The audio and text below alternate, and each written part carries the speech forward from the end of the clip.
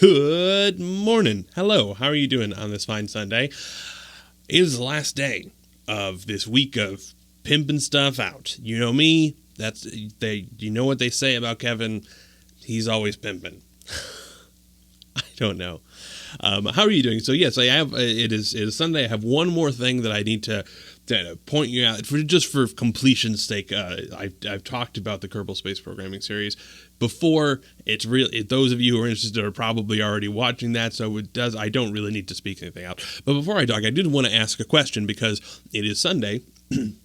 One of the things that I've been trying to do on Sundays is to do meal prep, which is I pre-cook a whole bunch of meals so that when it comes to when it's like Wednesday lunch and I'm like, I could go out and then just get unhealthy food, or, oh, look, there's already this food that's already pre-made. Hooray. But I have a question regarding that because I have to cook a bunch of stuff today.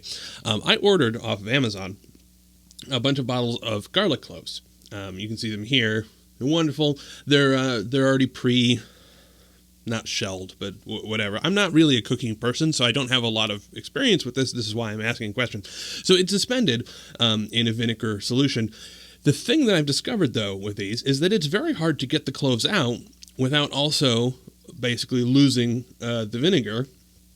And so my question to you, if anybody happens to know, is how do you get things out of these, sort of pickled type jars without losing the pickling solution? Because I'm not going through an entire bottle of cloves in one cooking session. I need generally 4, I guess, this week because I'm cooking additional stuff. Maybe 6 or 8 cloves. Because I was only cooking lunch and breakfast. Now I'm going to be cooking dinner as well.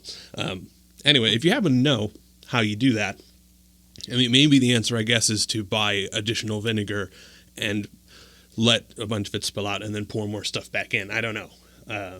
But this is... I don't have experience with this, and I have so many questions.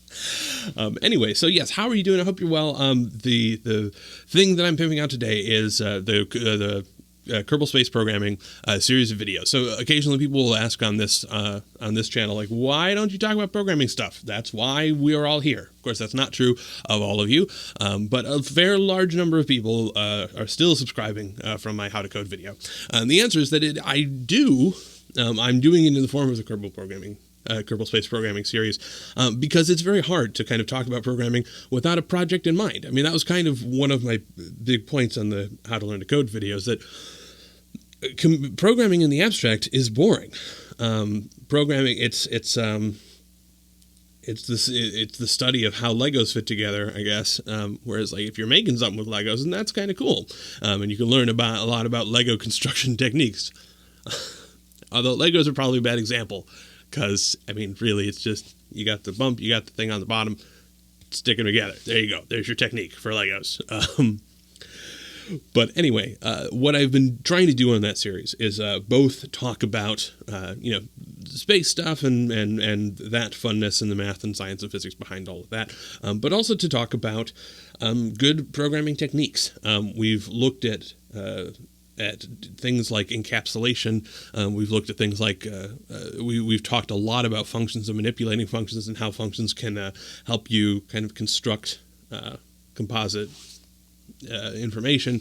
And it's a good environment to kind of talk about this sort of stuff because a lot of the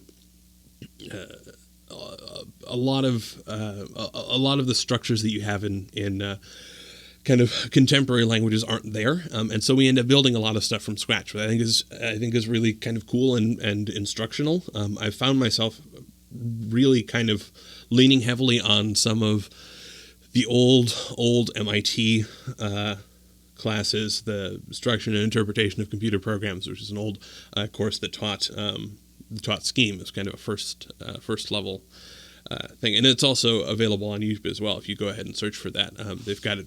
I think it was Bell Labs. I can't remember who, but basically someone invited them in to go ahead and give this long course, and they recorded it. It was very cool.